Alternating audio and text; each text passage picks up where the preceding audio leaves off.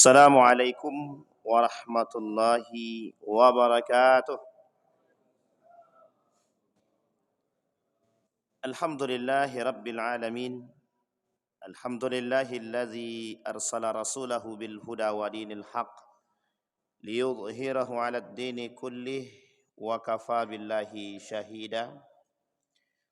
Ashhadu an la ilaha illallah wahdahu la syarika lah wa ashhadu anna Muhammadan 'abduhu wa rasuluh la nabiyya ba'd.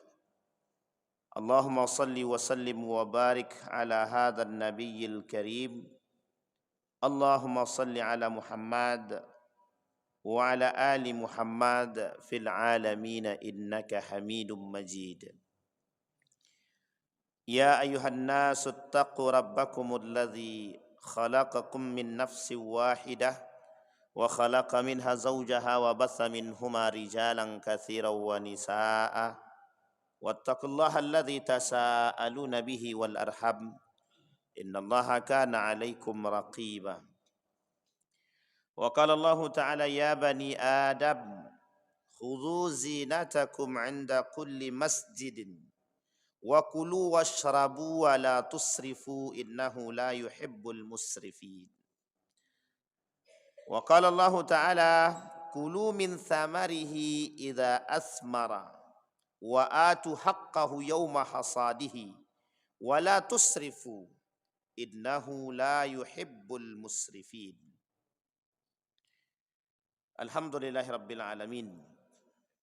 Mudah-mudahan Allah selalu memberikan keberkahan kepada kita dan menyangga kita semua. Allah jaga kita, Allah jaga keluarga kita, Allah jaga orang tua kita, insyaallah.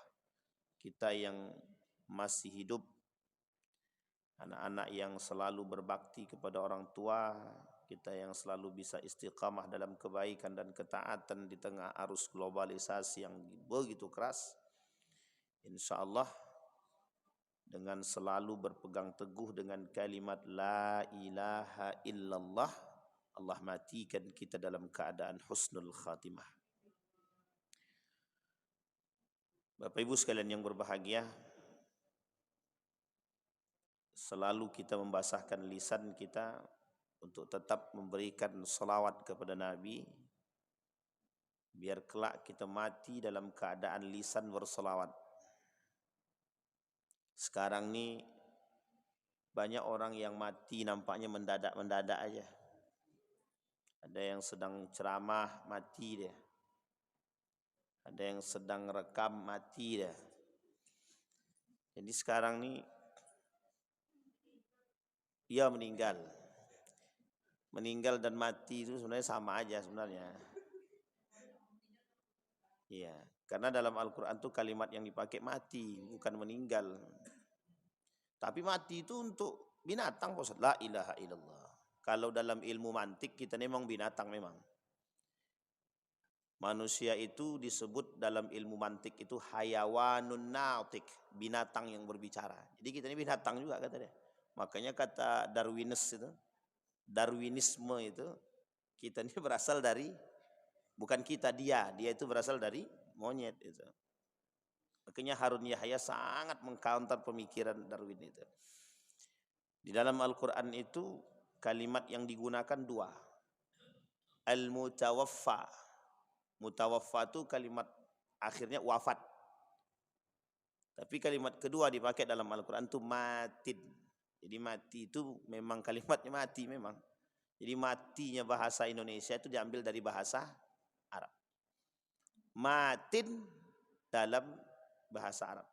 Mautin sama. Jadi maut itu diambil juga dari kalimat mati. Jadi kalimat mati, kalimat maut itu bahasa Arab dua-duanya. Satu kata, satu akar kata. Mata yamutu. Arti mata yamutu itu sama artinya dengan fata yafutu. Fata yafutu berlalu. Mata yamutu sesuatu yang sudah berlalu. Itu dalam bahasa Arab begitu. Jadi beberapa akhir-akhir ini banyak sekali yang di dekat rumah kami itu dalam 2 bulan ini yang meninggal itu sudah lebih dari 10 orang itu. Tapi tiba-tiba meninggal itu. Gara-gara ibu tadi berubah kalimat dari mati jadi meninggal. Jadi apa penyakitnya? Jadi dia sore hari Pak main poli. Sedang main poli 2 set dia, bertahan 2 set, sedang main poli pingsan dia. Pingsan langsung dilarikan ke rumah sakit. Besok subuh meninggal dia. Itu enak juga meninggal cepat-cepat begitu tuh. Tapi itu kan takdir ilahi, kuasa Allah. Ada lagi yang baru-baru ini meninggal. Ustadz yang dari Kampar itu, kebetulan kami satu pendidikan kader ulama bersama beliau. Ketika haul di Kampar itu, Ustadz Abdul Somad berangkat ke sana itu. Diserahkanlah beliau yang meninggal ini, saya lupa nama lengkapnya ini. Beliau ini jadi ketua haul tersebut yang membuat buku autobiografinya punya Syekh tersebut, punya ketua majelis ulama pertama di Riau ini. Jadi Daud ya. Jadi setelah beliau memberikan sambutan, beliau ini yang meninggal ini sekretarisnya majelis ulama Kampar. Setelah memberikan sambutan, selesai, UAS pun pamit pulang. Tak lama kemudian menjelang asar tuh dapat WA bahwa beliau yang tadi sambutan ketua tadi dah meninggal. Coba bayangkan. Inna lillahi wa inna ilaihi raji'un. Ya begitulah Bu, rahasia kematian. Tak tahu kita kapan datangnya, kapan pula, di mana kita mati. Kata Allah dalam Al-Quran itu, wa ma tadri nafsum madza taksibu ghadan wa ma tadri nafsum bi ayyi ardin tamut. Kata Allah, kalian tak akan tahu kalian mati itu di mana, dan kalian tak akan tahu mati itu kapan, dan kalian tak akan tahu apa yang akan aku lakukan terhadap kalian besok. Manusia bisa berencana tapi tak bisa menentukan secara pasti. Insya Allah pasti saya datang. Tidak ada insya Allah pasti pula lagi depan. Pas mau berangkat mati dia, meninggal dia, tak jadi sampai. Jadi begitulah, kita kembalikan semuanya kepada Allah, belajar memberikan sesuatu yang terbaik, membasahi lisan ini dengan istighfar, salawat, dan berhusnuzon kepada Allah. Semoga kita kelak meninggal dalam keadaan berhusnuzon kepada Allah. Amin ya rabbal alamin. Zarhum ya'kuluna wa yatamatta'u wa yulhihimul amal fasawfa ya'lamun. Wa kana lahu thamarun faqala li sahibihi wa huwa yuhawiruhu ana aktsaru minka malan wa azzu nafara.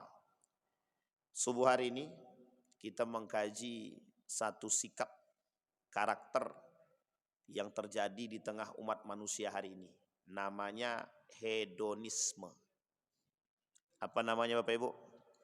Hedonisme. Hedonisme ini adalah satu sikap karakter perbuatan yang bertujuan untuk mencari kenikmatan dunia dengan berbagai model yang menjadi sandarannya adalah materi. Sehingga hedonisme ini berkaitan erat dengan kelompok materialisme. Kelompok apa namanya? Materialisme. Dalam bahasa sederhananya, ada manusia yang produktif, ada manusia yang konsumtif. Jika konsumtif dia, atau consumption, kalau kata bahasa guru kami. Kalau konsumsinya, sifat konsumsinya ini tidak bisa dibarengi dengan iman yang baik, atau kita keluarkan dulu dari konsep agama, jika seandainya sikap konsumsinya tidak berada di bawah kontrol yang baik, maka akan berdampak negatif pada diri dia dan keuangan dia. Tapi jika konsumsinya berada pada kontrol yang positif, bisa dikontrol dengan baik, maka bisa membuat kehidupan keluarga dia dan ekonominya baik. Sederhananya begini, ada orang gaji 1,5 juta, tapi karena dia punya pola hidup konsumsi yang tinggi, kira-kira 1,5 juta itu habis berapa hari? Tak nunggu hari, Pak. Apalagi sekarang itu ada namanya pasar online. Tahu pasar online Bapak Ibu? Maka disebut oleh Nabi dalam hadisnya itu yataqarabul aswaq. Pasar yang cepat, pasar yang semakin mendekat, yang semakin terasa dekat. Ketika ada pasar online, itu nampak sekali gaya hidup orang itu seperti apa tuh kelihatan itu. Gaji cuma 1,5 juta, itu bisa habis dalam waktu yang sesingkat-singkatnya. Kalau dia tak bisa kontrol. Makanya ada bahasa hari ini di tengah teman-teman yang sedang gencar-gencarnya membangun parenting dan tarbiyah bagi keluarga, itu tolak ukur pertama yang mereka bangun adalah bagaimana membangun keuangan keluarga sesuai Islam. Nah, itu dia. Ya, kalau keuangannya dibangun sesuai dengan pondasi agama itu baik. Tapi kalau gaya hidupnya, model kelola keuangannya secara islami, gaya hidupnya tidak islami, itu masalah juga. Jadi harus ada ekosistem, equilibrium. Itu agak gaul sedikit itu. Bahasa sederhananya keseimbangan lah. Jadi ini yang penting. Maka kata Allah dalam Al-Quran itu, ketika Allah berbicara di dalam Al-Quran tentang permasalahan tersebut, kata Allah, ya bani Adam, hei anak bani Adam, khuzu zinatakum inda kulli masjidin. Kalimat itu tidak titik dan tidak koma. Kalau masuk masjid, perbagus pakaiannya, percantik, bersih, hiasi. Jangan compang-camping. Tapi kalau memang tak ada harus dipaksakan. Tak harus dipaksakan. Yang dimaksudkan itu oleh para ulama ada dua. Hiasi hatimu dengan iman yang baik kalau masuk ke dalam masjid. Khuzu, ambillah zinatakum, perhiasan kalian di dalam masjid. Itu banyak maknanya sebenarnya. Kata para ulama itu banyak maknanya. Inda kulli masjidin, setiap kalian masuk ke dalam masjid, atau makna tersebut setiap di dalam masjid. Di sini bisa lahir dari ayat tersebut juga bisa melahirkan konsep gaya hidup yang islami, konsep keuangan bisnis yang islami, itu bisa dihasilkan dari situ. Dan itu berkesinambungan dengan munculnya masjid. Makanya kenapa Nabi bangun masjid, itu peradaban pertamanya dari situ. Kalau tidak ada masjid, tidak ada peradaban. Jadi cara Nabi kontrol peradaban itu membangun masjid. Masjid dibangun untuk kekuatan umat muslim, persatuan dan semua di situ.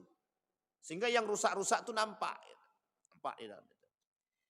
Wa kulu washrabu, makanlah, minumlah kalian semua, wala tusrifu. Jangan berlebihan. Innahu la yuhibbul musrifin. Allah tak suka sesuatu yang berlebihan. Itu terjemahan. Sekarang kita lihat tafsirnya. Kata Wahbah Zuhaili, mengapa kalimat wala tusrifu itu Allah sandarkan? Apa makna kalimat israf di sini? Kalimat israf di sini artinya berlebihan dalam melakukan sesuatu. Tapi kalimat israf ini juga Allah gandeng dengan satu kalimat yang konotatifnya negatif. Kata Allah begini, qul li'ibadiyalladzina asrafu ala anfusihim. Katakan kepada umatku, wahai Muhammad, bagi mereka yang sudah punya banyak dosa dan putus asa. Asrafu di situ diartikan dosa yang berlebihan, dosa yang melimpah, saking banyaknya dosa. Jadi konotatifnya negatif atau positif? Ini maknanya positif atau negatif ini? Asrafu itu tadi. Negatif. Yang disampaikan oleh Allah dalam ayat yang tadi kita bacakan, qul li'ibadiyalladzina asrafu ala anfusihim.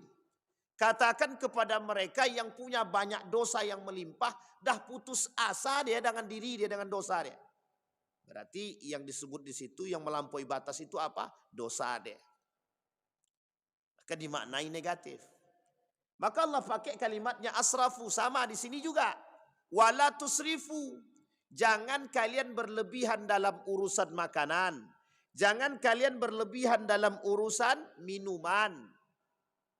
Jangan berlebihan dalam urusan makanan, minuman. Dan ini mencakup pada semua bagian. Coba kita lihat pada ayat selanjutnya. Kata Allah, kulu min samarihi idza asmara wa atu yauma hasadihi wa la tusrifu innahu la yuhibbul musrifin. Hei orang-orang yang jualan, orang-orang yang sedang menanam tanaman, yang sedang membuahkan durian yang sudah berbuah, mangganya, jeruknya, dan lain sebagainya. Tapi kalimat tersebut Allah gandeng. Apa kata Allah gandeng itu?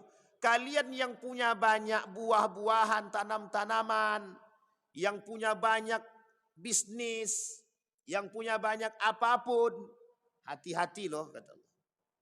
Ketika kalian sudah punya hak-hak kalian, kalian sudah ambil hak kalian, hati-hati.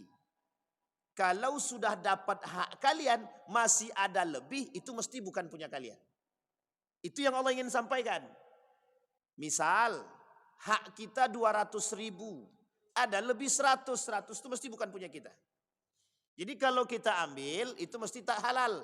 Dalam arti lain, mesti akan berdampak negatif pada keuangan kita.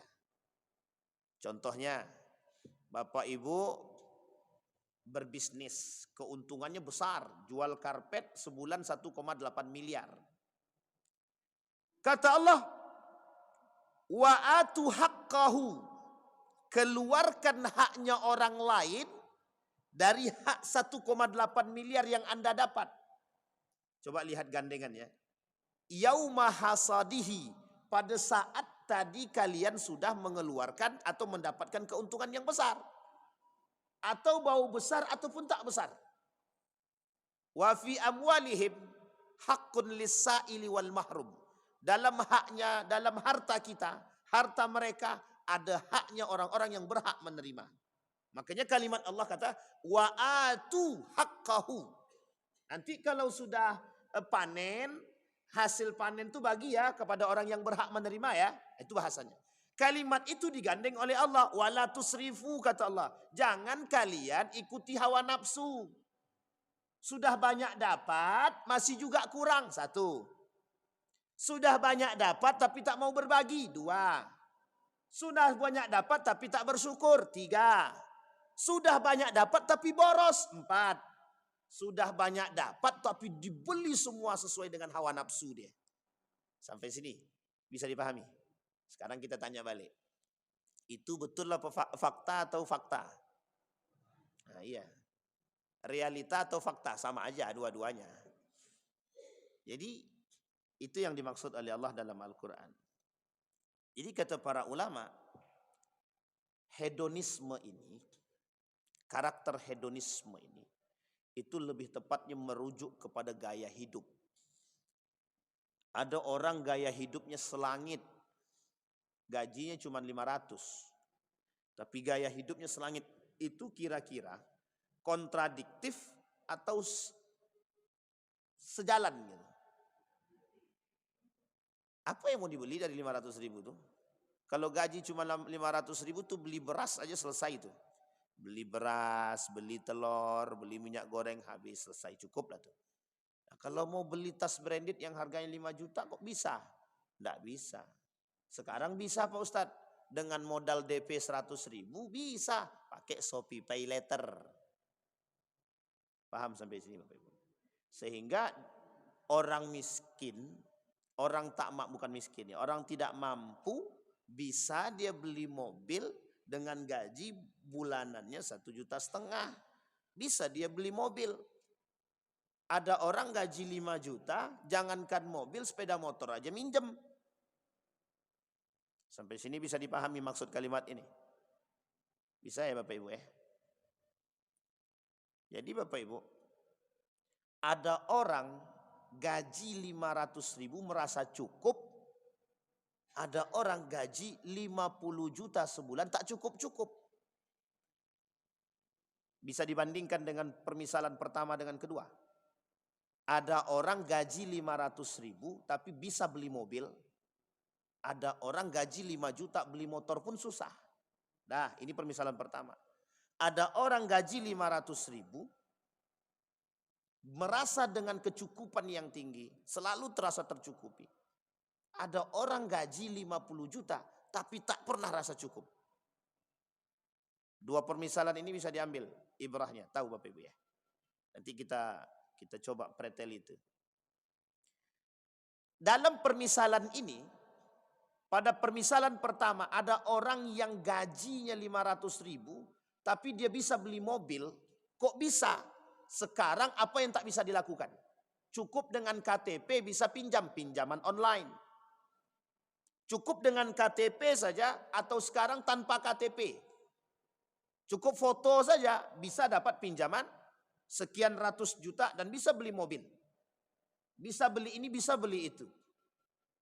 Artinya manusia dengan skala kapasitas yang tidak memadai, tapi karena gaya hidup dan dorongan hawa nafsu yang tinggi, akhirnya bisa membeli sesuatu yang seharusnya tidak bisa dilakukan. Pertanyaan pertama, apa yang menyebabkan dia seperti itu? Yang pertama, dorongan hawa nafsu. Pertanyaannya, dorongan hawa nafsu ini bisa naik karena apa? Karena gaya hidup. Pertanyaannya, dari mana dia bisa mendapatkan gaya hidup seperti itu? Dari kawan bergaulnya, lingkungannya. Ada ibu-ibu pergi ngaji, tapi setiap ibu-ibu pergi ngaji yang diomongkan tasnya baru. Kira-kira kontradiktif atau sejalan itu makna. Masuk masjid tapi yang dilihatkan tas barunya. Dengarin baik-baik Pak, ini kalimatnya sederhana ya Bapak Ibu ya. Masuk masjid tapi yang diperlihatkan tasnya. Apa maksudnya? Masjid tak sesuai dengan porsinya satu. Artinya mereka memperbincangkan sesuatu yang seharusnya tidak diperbincangkan di situ. Artinya masjid saja tempat yang mulia tidak mampu menjadi lisan mereka terkontrol untuk berbicara dan berbuat pada satu hal yang tidak dimungkinkan, tapi mereka lakukan. Sampai sini paham ya Bapak Ibu ya. Maka gaya hidup itu juga tergantung pada lingkungan pergaulan. Pak, kawan-kawan aku di sekolah sudah punya HP Pak, saya tak punya. Kata bapaknya tadi, kasihan nengok anak tadi, dicarilah HP untuk anak. Sampai di situ enggak? Enggak Pak, enggak sampai di situ. Karena kita sudah membuka ruang, maka mau tidak mau kita sudah harus siap dengan ruang selanjutnya. Pak, HP kawan-kawan tuh iPhone semua. Masa aku, apa produk Indonesia? Vivo, itu bukan produk Indonesia juga. Ya terserah lah mau mana aja. Aku cuman Vivo Pak. Vivo ini lemotnya bukan main Pak. Coba belikan aku iPhone, dapat yang biasa jadilah Pak.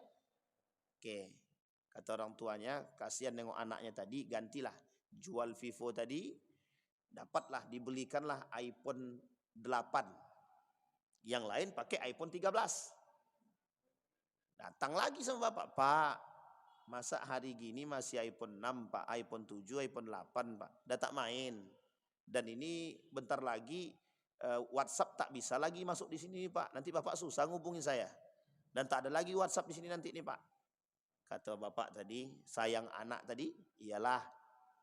Pertanyaannya, harga iPhone 8 itu 1,5 juta sudah dapat. Sekarang tuntutan anaknya iPhone 13. iPhone 13 harganya sekitar 9 jutaan, 8 sampai 9 juta. Kira-kira ketimpangannya jauh apa tidak? Jauh banget Pak. Antara 1,5 juta sampai ke 8 juta tuh jauh. Kata bapaknya, nak bapak tak ada duit untuk sampai ke sana. Tunggu dulu ya, nanti bapak cari pinjaman dulu. Dicarilah pinjaman. Ketika sedang lihat HP, muncul Shopee Pay Later. Alhamdulillah kata bapaknya. DP solusi ini Pak. Dibelilah melalui menggunakan aplikasi Shopee Pay Later. Cicilanlah dia, bayarlah dia cicilan kepada Shopee Pay setiap bulan. Dah sampai di sini paham Bapak Ibu ya. Akhirnya Bapak Ibu dapatlah anak ini iPhone 13. Pertanyaannya lagi, sampai di situ selesai? Belum selesai. Pak, sepatu kawan-kawan itu bagus Pak. Sepatu saya dah makan-makan, dah mangap-mangap begini Pak. Kata bapak tadi, nanti tunggu bapak gajian nak. Gajian nih, dibelilah sepatu tadi. Setelah sepatu ada aja yang diminta. Kenapa? Karena tolak ukur gaya anak tadi itu tempat pergaulan dia. Di mana pergaulan di situ kita tidak tahu Pak. Bisa jadi anak-anak yang bergaul di sini memang anak orang kaya semua. Pakaiannya iPhone semua. Mobil semua. Kalau Bapak Ibu pengen tengok gaya mencolok seperti ini, lihat fakultas kedokteran dengan fakultas agama Islam. Itu nampak betul perbedaannya. Anak-anak fakultas kedokteran pakai mobil semua. Tapi anak fakultas agama Islam pakai Gojek semua. Ini permisalan. Kenapa saya berani katakan begini? Karena dalam kacamata saya sewaktu saya di Yogyakarta itu yang nampak. Jadi seolah-olah anak-anak yang orang-orang yang kuliah di kedokteran itu wow gitu. Tolak ukurnya bukan itu. Kacamata kita ini yang harus kita rubah sekarang. Karena cara pandang manusia bukan lagi dengan agama, sehingga dalam dorongan yang ada dalam benak kita hari ini itu didorong untuk melihat materi. Disinilah yang disebut dengan materialisme. Hidup dengan menggunakan cara pandang materi. Sekarang apa yang tidak dengan materi? Saya tanya Bapak Ibu, apa yang tidak? Minta tolong sikit aja, ada duitnya. Cuma minta tolong pasangkan lampu saja, ditanya berapa duitnya? Bang, tolong pasangkan lampu di rumah tuh tak sampai kami. Iyalah, berapa? Per satu bola lampu anggaplah 50.000. Jadi kalau 10 bola lampu 500.000. Sekarang ini semua diukur dengan materi. Sebenarnya apakah orang yang menolong itu butuh materi juga? Sebenarnya butuh. Tapi kadang-kadang bukan mereka yang minta, kita yang menyodorkan. Sehingga karakter ini juga bermasalah kadang-kadang. Kita menghormati orang tapi kadang-kadang berlebihan juga. Dan itu sebenarnya tidak salah. Yang salah ketika sudah berlebihan, israfnya. Maka israf itu, berlebihan itu tidak ada positifnya. Kecuali dalam urusan ibadah. Dalam urusan ibadah pun juga tak bisa. Apa kata Allah? La taghlu fi dinikum. Jangan kalian berlebihan dalam urusan agama. Coba bayangkan. Salah satu penyebab aliran sesat itu muncul, al-jahlu fid din. Orang yang bodoh dalam agama. La ilaha illallah. Sampai berdiri lompat-lompat deh Pak. Bapak Ibu tengok tuh ada orang yang berzikir sampai lompat-lompat itu. Sampai nyakitin orang gitu. Zikirnya tak salah, lompatnya yang salah gitu. Sampai sini paham Pak ya? Jadi israf itu tidak baik. Kembali kepada poin tadi. Maka kata Allah, kata para ulama, yang menjadi persoalan kita ada pada kalimat israf. Bagaimana mengkontrol hawa nafsu kita agar tidak berlebihan dalam mengkonsumsi sesuatu. Nah, ada batasannya, ada sebenarnya. Ketika Nabi bilang dalam hadisnya, yang kau makan habis, yang kau pakai koyak. Sekarang pertanyaannya itu tergantung kepada siapa? Kepada pribadi kita masing-masing. Sekarang kita lihat dulu. Apakah hedonisme ini memang karakter yang timbul dari pribadi manusia atau memang dibuat? Atau memang dibuat? Kita lihat. Kita tak usah merujuk jauh, kita tengok dalam sejarah Islam. Kita mulai daripada sejarah dinasti Umayyah. Di akhir kepemimpinan dinasti Umayyah, semua orang, para kerajaan itu mulai mencoba memperebutkan kekuasaan. Gaya hidupnya yang tadinya dinamis, yang tadinya hanya orang-orang yang selalu merujuk kepada pemahaman agama yang baik. Huzaifah ibn al-Yaman, Umar bin al-Khattab, Umar bin Abdul Aziz. Itu Pak, kalau Huzaifah ibn al-Yaman itu. Atau ada namanya Abu Ubaid namanya. Abu Ubaid itu. Dan Huzaifah ibn al-Yaman itu kata Umar bin Khattab itu gini. Ketika dipilih jadi gubernur, ketika dia masuk ke tempat daerah yang dia pegang itu masyarakatnya nggak tahu itu kalau Huzaifah itu adalah gubernurnya. Dia datang sendirian, bawa barang sendirian, pakai apa namanya itu? Bukan ontak, keledai. Pakai keledai, datang sendirian. Datang dia sendirian, bawa barang sendirian, tidak ada ajudan di situ, Pak. Tidak ada ajudan. Ada seorang gubernur juga yang ketika itu gubernur Syam, dipilih oleh Umar bin Khattab. Ketika dipilih oleh Umar bin Khattab itu, alhamdulillah dia jadi gubernur. Pergi sendiri, Pak. Dari Madinah ke Syam itu dia pergi sendiri, jalan sendiri, bawa pakai keledai sendiri. Istrinya bawa barang sendiri. Dikasihlah oleh Umar bin Khattab duit sekitar entah berapa ribu dinar gitu. 1.000 dinar. Sampai di sono itu bukan dipakainya untuk pribadi, dibagi-baginya, Pak. Dibagi-baginya. Berjalan 1 tahun, protes masyarakatnya, Pak, kepada Umar bin Khattab. Oleh Umar bin Khattab disidanglah, gubernur ini disidang. Kata Umar bin Khattab, siapa yang mau angkat tangan, mau protes terhadap gubernur kita nih? Banyak angkat tangan jamaahnya, Pak, masyarakatnya. Apa kata masyarakatnya? Kami ini heran sama gubernur kami nih. Tak mau dia keluar di pagi hari untuk menemui masyarakatnya.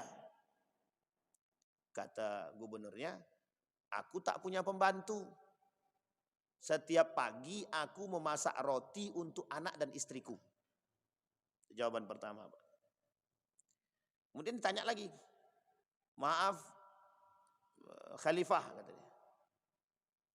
Gubernur kami ini sebulan sekali tak mau dia menemui kami ini. Padahal kan siang dia keluar. Apa kata gubernur tadi? Baju yang kami pakai ini, itu tak ada. Jadi di hari itu seharian aku tak keluar, cuci baju. Ada gubernur sekarang begitu. Ustaz itu salah ambil waktu, Ustaz. Gubernur dulu sama sekarang ya jauh lah. Sampai sini paham. Satu ketika Umar memeriksa, Pak, nama daftar orang-orang miskin. Ini Umar bin Khattab. Nama orang-orang miskin. Nama terakhir tak disebutkan, Pak. Tapi ada di situ dibuat orang miskin terakhir. Itulah bahasanya. Umar bin Khattab bilang, loh ini siapa? Kok nggak ada namanya? Dijawablah, Pak, sama tukang sekretaris. Kalau bahasa kita ini kesranya sekarang gitu. Maaf, itu gubernur kami gitu. Coba bayangkan. Itu gubernur. Sekarang gubernur itu yang kalau bisa setelah gubernur itu harus anak dia. Yang jadi gubernur setelah gubernurnya, kalau bisa sistem gubernur ini dirubah jadi monarki, selesai itu urusan. Regenerasi lah tuh. Ini anak, Pak. Apa kata Umar bin Khattab? Aku tak mau anakku mewariskan tahtaku, tak mau. Coba bayangkan. Umar bin Khattab. Makanya dalam sejarah Islam itu, nepotisme pertama itu dilakukan oleh Muawiyah bin Abi Sufyan. Yang menunjuk anaknya langsung sebagai khalifah mengganti Muawiyah bin Abi Sufyan. Yang itu yaitu adalah Yazid bin Muawiyah. Itu pertama kali dalam sejarah Islam itu. Kita rujuk kepada dinasti Umayyah itu. Coba bayangkan. Karakter Yazid ini itu poya-poya. Poya-poya semua. Hidup dalam kemewahan karena anak daripada khalifah. Hidup dalam kemewahan, suka poya-poya, suka minuman keras. Dan ini gaya hidup Pak. Dan dialah karena dia anak khalifah, orang tak bisa berbuat apa-apa, takut. Sampai sini paham ya? Sehingga lingkungan itu dibentuk. Bukan hanya terbentuk, tapi dibentuk. Berkumpul, mohon maaf ya ibu-ibu ya, berkumpul ibu-ibu sosialita. Ngaji-ngaji. Tapi mohon maaf, ada ketimpangan di situ. Kenapa harus dinamakan ibu-ibu sosialita? Jadi yang bisa gabung situ yang kaya-kaya, yang miskin tak bisa gabung. Yang tak mampu tak bisa gabung. Ini masalah juga. Sampai sini paham. Sehingga lingkungan itu dibentuk. Makanya ini yang kita maksud. Nah sekarang kita lihat. Ketika dinasti Umayyah di akhir kepemimpinan, itu gaya hidup para penguasanya sudah berbeda. Sudah berbeda. Rumahnya sudah mewah-mewah. Panglimanya, istananya, gaya hidupnya, poyah-poyahnya, semua Pak sudah mereka. Karena sudah merasa memiliki kekuasaan. Pertanyaannya mengapa itu bisa terjadi? Karena mereka kekurangan iman, du'ful iman, lemah iman, du'ful ilmi, lemah ilmu, tapi ada satu tinggi nafsu. Sehingga syaitan berhasil menghasut hawa nafsu dorongan tinggi, semua karena memiliki sesuatu dan kelebihan. Ini bahayanya kalau pemimpin tidak punya iman. Akhirnya yang terjadi apa? Di akhir kepemimpinan dinasti Umayyah, rata-rata para penguasa ingin memperkaya diri. Akhirnya yang terjadi apa? Runtuh dinasti Umayyah. Direbut paksa kembali oleh dinasti Abbasiyah. Dinasti Abbasiyah awal-awalnya baik. Akhir kepemimpinan dinasti Abbasiyah sama kelakuannya. Dimasukkan unsur-unsur pemahaman sekulerisme dan israf itu. Semua penuh dengan israf. Semuanya Pak penuh dengan israf. Belanjanya israf. Makanan banyak yang terbengkalai. Kita perhatikan sekarang. Ini saya kasih tahu Bapak Ibu. Kira-kira kalau Bapak Ibu datang dijamu oleh pimpinan, kira-kira makanan yang disediakan banyak apa sedikit? Banyak. Sekarang pertanyaannya itu habis tak apa tidak? Tak usah jauh-jauh Pak. Tak usah jauh-jauh. Kita duduk rame-rame makan lontong. Dikasih aqua gelas. Pernah enggak berpikir aqua gelas itu harus kita habiskan atau kita tinggalkan? Harusnya kan kita habiskan Pak. Tapi ngapa kita tabzir? Dan uniknya tabzir itu semua orang pandangnya tahu salah. Cara pandang kita semua dengan agama nih paham itu salah Ustaz. Iya salah. Tapi tetap kita lakukan Pak. Tetap kita tinggalkan sedikit. Ada aja tinggal. Kadang mohon maaf sudah kita minum kita tinggalkan. Tidak ada dosa sama sekali dalam hati kita kalau itu adalah tabzir. Tak ada dosa. Pertanyaannya mengapa? Karena kita sudah terbiasa dengan hal-hal demikian. Jadi Bapak Ibu, itu tak sampai ke hada hedonisme seharusnya. Tapi begitulah keadaan hidup manusia sekarang. Coba bayangkan, jika satu nasi tadi berbicara di hadapan Allah, ya Allah, aku tidak dimakan sama si Ardi. Satu biji Pak, kalau 5 biji, 5 bijinya protes sama Tuhan. Tabzirnya besar. Tapi sekarang begitu Pak, kalau Bapak Ibu beli nasi Padang, kira-kira itu porsinya untuk 1 orang atau 2 orang? Pertanyaannya, kenapa diminta begitu? Kan bisa kita bilang, Bu, Pak, setengah saja jadilah. Harganya tetap ya, mau tetap mau tidak lantaklah. Tapi kalau kita beli semua, kita tak habis. Aku nih Ustaz, pokoknya sengaja beli begitu, biar bisa berbagi dengan kucing. Alasan, bilang aja tak sampai selesai makan itu. Karena tak sanggup. Artinya siapa yang kontrol? Kita. Sama Pak, dengan hidup tuh begitu. Kenapa manusia tak puas? Beli 1 mobil dia tak puas, 2 mobil dia tak puas, 3 mobil tak puas, garasi tak cukup beli baru. Pertanyaannya tak akan ada puas-puasnya Pak. Kenapa? Tolak ukur pandang kita orang yang di atas kita Pak. Maka kata peribahasa, dalam peribahasa itu kalau lihat orang di atas kita jangan tengok hartanya, tapi tengok akhlak dan adabnya. Tapi kalau kita melihat orang di bawah kita, jangan tengok hartanya, tapi tengoklah, jangan tengok hadapnya saja, tapi tengok akhlaknya. Tapi tengok hartanya. Apa tujuannya? Agar kita bersyukur. Tengok di atas, oh alhamdulillah, si fulan mobilnya 3 tapi tidak punya akhlak. Masih mending aku mobil sapu tapi akhlaknya ada. Tapi tidak boleh pula bapak ibu ngomong. Datang ke rumah orang itu, alhamdulillah fulan, aku tahu mobil kau 3 tapi kau tak punya akhlak. Tak boleh. Tidak boleh pak, tidak boleh. Tapi yang kata para ulama dalam peribahasa tersebut tujuannya agar kita bersyukur. Yang kita jadikan tolak ukur pandangan kita bukan materi, tapi adab. Tapi kalau orang di bawah kita, kata para ulama tadi dalam syair tadi, tengok hartanya. Kenapa? Agar kau bersyukur. Alhamdulillah dia punya sepeda, aku punya motor. Alhamdulillah dia punya motor, aku punya mobil. Alhamdulillah dia punya mobil, aku punya kereta api. Sampai sini paham Bapak Ibu? Jadi ada rasa syukur selalu yang kita tampung. Gaya hidup hedonisme ini bukan terjadi tapi dibuat. Siapa yang buat? Cara pandang ekonomi itu begitu Pak. Carilah keuntungan sebesar mungkin.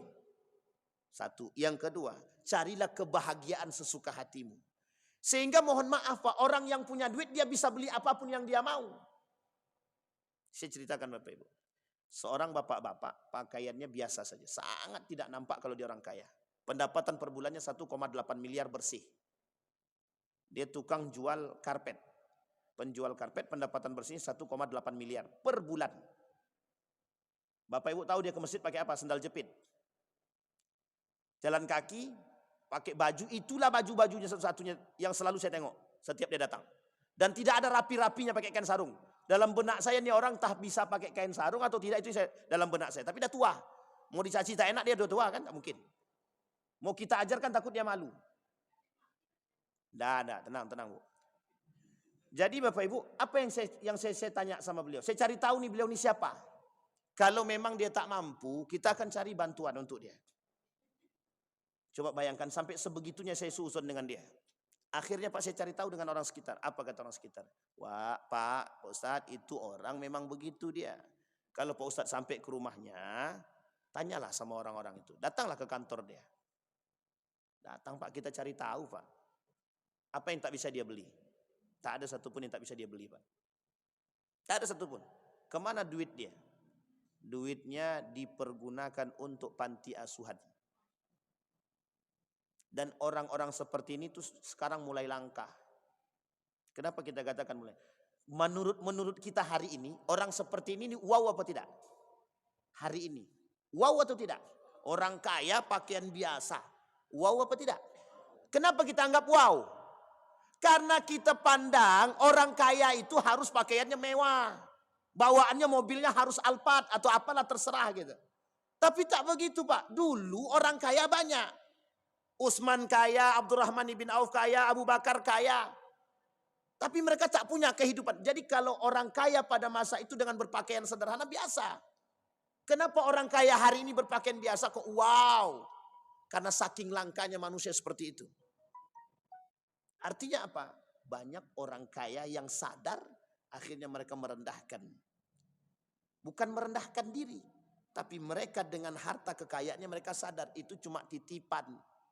Mereka perbanyak sedekah mereka. Bukan mohon maaf sudah tidak kaya tapi nampil wow. Itu yang masalah kita sekarang. Hedonisme digandeng dengan gaya hidup. Yang sekarang terjadi oleh Barat cara menghancurkan Islam itu angkat gaya hidup dia. Paham sampai sini Bapak Ibu? Kata kaum orientalis salah satu cara untuk merubah pola pikir masyarakat orang-orang Islam itu rubah cara pandangnya. Jangan biarkan mereka menggunakan cara pandang Islami. Geserin tuh Pak. Apa yang digeser? Cara pandangnya. Sehingga apa cara pandang mereka? Dibuatlah dengan gaya arus. Siapa yang berkuasa, dia buat gayanya. Inggris berkuasa. Apa yang dilakukan oleh Inggris? Rusak pola pikir mereka. Bagaimana cara merusaknya? Mulai dari pakaiannya. Yang tadinya wanita-wanita dahulu di Inggris itu. Kalau ditunjukkan untuk pakaian seksi, tidak mau mereka. Apa kata jawaban wanita-wanita waktu itu, wanita-wanita Eropa ketika itu? Ketika disodorkan pakaian-pakaian seksi, apa jawabannya? Wanita yang tidak punya adab yang hanya mau memakai pakaian tersebut. Kalau sekarang saya tanya, tak perlu Bapak Ibu tanya ke orang-orang luar negeri sana, tanya orang-orang Indonesia itu. Yang pakaiannya cuma tank top sama kolor aja itu. Tanya, kenapa dia tak malu? Gaya hidup. Kenapa tak malu? Biasa aja. Kenapa? Karena sudah lingkungan itu sudah dibentuk. Rasa malu itu ditarik. Ini bukan persoalan agama, tapi dalam strukturnya begitu. Misal saya ambil contoh. Ada satu orang perempuan atau bapak-bapak. Membiasakan pakaian yang seksi. Membiasakan. Kira-kira dapat cibiran apa tidak? Dapat cibiran. Dia tahan nih Pak, cibiran itu dia tahan. Ditahannya cibiran itu. Lambat laun ada orang public figure yang ikut pakaian begitu. Kira-kira dicibir atau diikuti? Fansnya public figure tadi ikut. Sampai sini paham? Akhirnya apa? Yang tadinya tabu menjadi tidak. Begitu keadaan kita sekarang. Makanya kehidupan sekarang itu kenapa tidak tabu, orang korupsi tidak tabu. Orang berpakaian seksi tidak tabu. Orang yang mohon maaf israf dalam hartanya tak tabu. Karena berkumpullah para pelaku-pelaku israf itu semua. Sehingga tak ada yang melihat itu. Tak ada yang melarang. Tak ada yang mencegah kecuali agama. Makanya Bapak Ibu mohon maaf. Agama datang memberikan pelajaran. Jangan kalian israf. Tapi masih israf juga. Jangan kalian berlebihan dalam pakaian. Tapi masih juga. Sekarang saya tanya Bapak Ibu. Sejak kapan Indonesia punya gaya hidup tank topan? Sejak kapan? Tidak ada Pak. Sejak kapan gaya hidup Indonesia itu orang-orang pakaiannya seksi? Sejak kapan? Sejak arus liberalisme masuk, runtuhnya Turki Utsmani, Indonesia dipengaruhi, selesai urusan Pak. Kerjasama selesai. Siapa yang bawa public figure? Apa kata public figure? Sudah saatnya Indonesia berpikir liberal dan sekuler. Apa maksudnya berpikiran bebas seolah-olah itu kreatif? Akhirnya mohon maaf, ciuman tengah jalan pun dianggap kreatif. Bapak Ibu kalau mau lihat ini, datanglah ke Bandung. Datang ke Bandung tuh Pak. Zina tengah jalan aja itu sudah. Akhir zaman itu selesai Pak. Dalam pembahasan akhir zaman itu sudah terjadi tuh. Zaharatuz zina. Zina itu tersebar. Nah, itu sekarang tuh. Tidak perlu kita repot-repot cari. Dari mana asalnya Pak? Dari gaya hidup pergaulan Pak. Makanya dari gaya hidup yang tidak islami, yang sekuler tadi, melahirkan yang disebut dengan pergaulan bebas. Sekarang kita lihat apa dampak daripada perbuatan hedonisme tersebut. Satu, dalam rumah tangga. Kita akan berusaha mengada-adakan sesuatu yang tidak ada. Contohnya, Ustaz, kami ini gajinya cuma sekian. Tapi maaf Ustaz, anak 2. Kadang kasihan Ustaz, panas-panas Pak Ustaz. Jadi gimana lah Pak Ustaz? Boleh enggak kami beli mobil Pak Ustaz? Ya beli silahkan asal ada duitnya. Tapi mohon maaf Ustaz, kami mau kredit Ustaz. Sampai sini paham ya? Sekarang kalau mau pinjam duit, ukur kemampuan. Jangan kita beli mobil cicilannya 2,5 juta, gaji kita cuma 1,5 juta. Mohon maaf Bapak Ibu, ketinggian mimpinya. Tapi Pak Ustaz kalau kami tidak seperti ini, kami tidak akan pernah punya mobil, tidak akan pernah. Sehingga datang solusi. Apa solusi tadi? Solusinya cicilan. Bahkan ditawarkan tanpa DP. Siapa yang tak mau? Beli mobil harga 125 juta, DP-nya 5 juta. Pernah terjadi Bapak Ibu? Pernah. Kapan? Masa Presiden Jokowi. Dibuatlah kendaraan murah lingkungan, ramah lingkungan. Bukan SMK. Ada mobil Agya itu dulu, itu di bawah 100 juta itu mobil Agya itu. Tanpa DP. Bahkan DP 2 juta kata dia. Bisa dapat mobil Agya. Meskipun sekali hantu itu hancur dulu. Tapi pertanyaannya adalah ketika kebijakan itu keluar apa yang terjadi?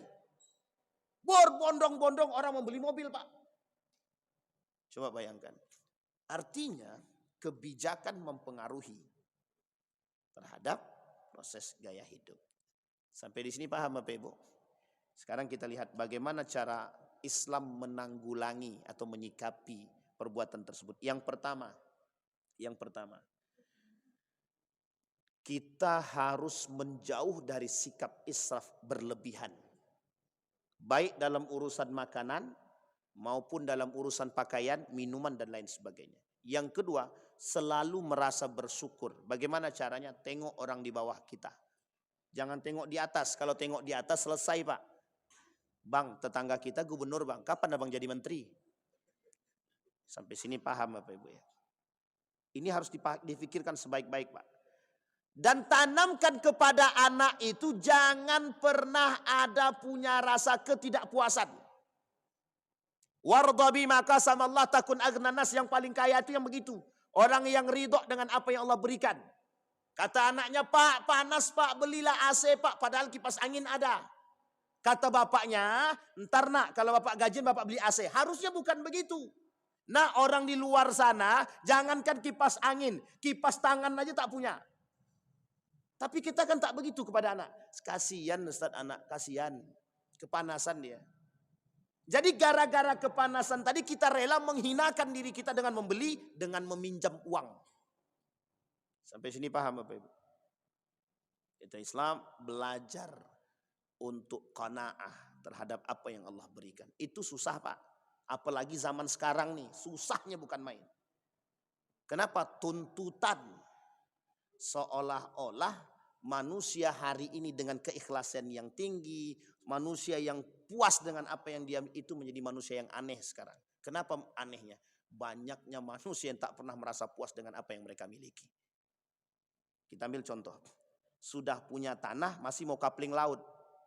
Itu jelas Pak. Itu karakter namanya. Karena ketidakpuasan dan rakus. Sehingga dampak negatif ketidakpuasan tadi adalah menjadi manusia yang rakus.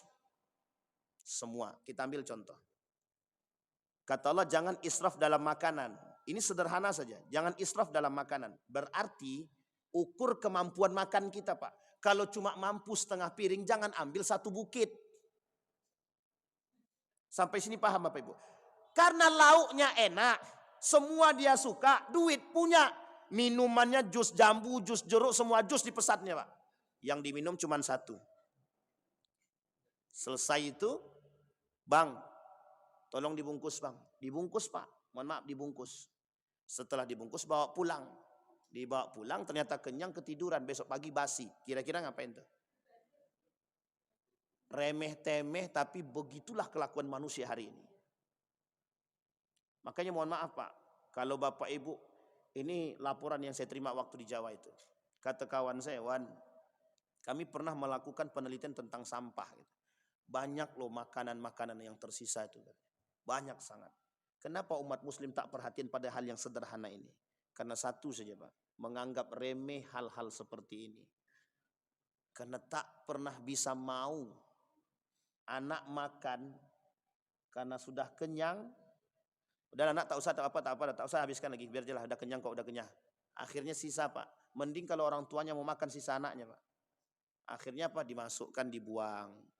Tabzir lagi kita buat. Hampir setiap hari kita tabzir di rumah. Tapi apa peduli orang tua terhadap tabzir? Tak ada. Karena tidak punya iman sama sekali. Sampai di sini bisa dipahami Bapak. Yang keempat, bangun kembali. Kata guru saya Profesor Dr. Hamid Fahmi Zarkasi itu, bangun kembali gaya hidup yang islami. Merasa cukup dengan seadanya. Makanlah sesuai dengan porsi yang kita makan. Minumlah yang sesuai kita minum. Karena mohon maaf Pak, kalau sudah kenyang Pak, dah selesai urusan itu Pak. Tidak ada lagi. Seenak apapun itu tak akan masuk lagi dalam perut kita. Tak akan masuk Pak. Kenapa saya katakan tak akan masuk? Karena sudah tak sanggup untuk menerima. Sehingga mohon maaf kalau tetap masih dipaksakan ada dua kemungkinan. Muntah atau mendatangkan penyakit. Selesai Pak. Pas lagi makan penyakit datang mati dia langsung selesai. Ada nikmatnya? Tidak ada Pak. Na'udzubillah. Sampai di sini bisa dipahami, Pak.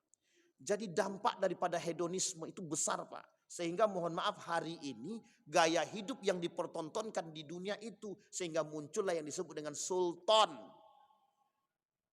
Itu menampakkan gaya hidup. Seolah-olah hidup ditambah lagi dengan public figure kita ini sekarang yang punya banyak fans. Sehingga mohon maaf, apa kata public figurnya? Dia pakai celana seksi pun fansnya ikut pakai seksi, Pak.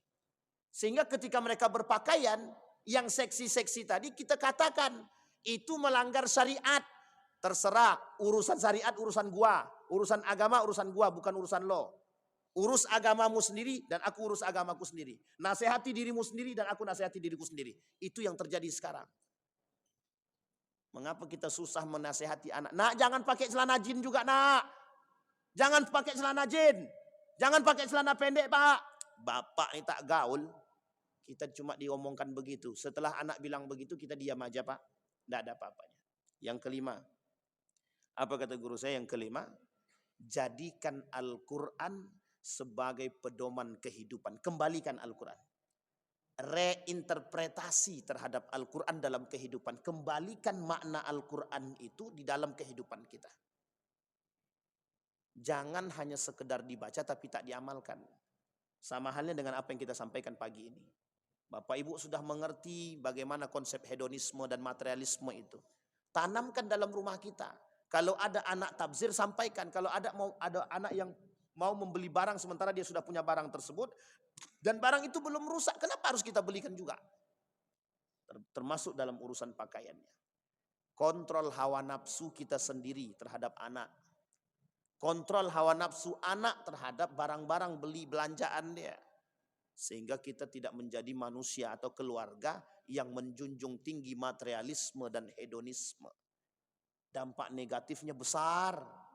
Kelak kita punya generasi yang tidak mau puas dengan apa yang kita miliki. Na'udzubillah, summa na'udzubillah. Ada pertanyaan Pak Ibu? Tidak ada, alhamdulillah. Mesti tak ada kalau udah jam segini tuh. Aman Bapak Ibu? Maka kesimpulannya dari apa yang saya sampaikan tadi, kembalilah kepada pemahaman yang baik daripada Al-Quran, tanamkan. Jangan cuma sekedar belajar tapi kita tak tanamkan. Kita tanamkan dalam kehidupan kita sehari-hari. Insya Allah Islam akan kembali naik. Ya'lu wa la yu'la alaih, insya Allah. Islam itu tinggi. Sangat tinggi. Sangat tinggi. Jadi insya Allah bisa kita tanamkan nilai-nilai keislaman dalam keluarga kita. Kita berdoa kepada Allah mudah-mudahan apa yang kita sampaikan bisa menjadi sesuatu yang bisa kita jadikan pedoman dalam kehidupan rumah tangga kita. Dan kita bisa menghasilkan anak-anak yang baik, yang saleh, yang takut dengan Allah. Sehingga jauh daripada israf, jauh daripada hedon, jauh daripada materialisme, jauh daripada karakter-karakter yang buruk. Berani bersyukur, mampu qanaah terhadap apa yang dimiliki. A'udzubillahi minasyaitonirrajim. Bismillahirrahmanirrahim. Alhamdulillahirabbil alamin, hamdas syakirin, hamdan na'imin, hamdan yuwafi ni'amahu wa yukafi'u mazidah. Ya Rabbana lakal hamdu kama yanbaghi li jalali wajhikal karim wa 'azimi sultanik. Allahumma shalli ala Muhammad wa ala ali Muhammad fil alamin innaka Hamidum Majid. Ya Hayyun Ya Qayyum Ya Fattah Ya Alim Ya Aziz Ya Ghaffar Ya Rabbal Alamin. Allahumma faqihna fid din. Allahumma ighfir lana dhunubana wa kaffir anna sayyi'atina wa tawaffana ma'al abrar. Allahumma akhtimna bis salihin. Allahumma akhtimna bis salihin. Rabbana hab lana minas salihin. Rabbana hab lana min azwajina wa dhurriyyatina qurrata a'yun waj'alna lil muttaqina imama. Allahumma jannibna min munkaratil akhlaq. Allahumma ighfir lahum warhamhum wa'afihim wa'fu anhum wa akrim nuzulahum wa wasi' madkhalahum waj'alil jannata mathwahum. Allahumma ansur man nasara ad-din wa akhdhul man khadhal muslimin. Allahumma ansur ikhwanana al-mujahidin fi Palestin wa fi Gaza wa fi kulli makan. Allahumma dammiril yahud. Allahumma ahlikil kafarata wal mubtadi'at wal musyrikina a'da'aka a'da'ad din. Rabbana atina fid dunya hasanah wa fil akhirati hasanah wa qina azabannar. Walhamdulillahi rabbil alamin. Assalamualaikum warahmatullahi wabarakatuh.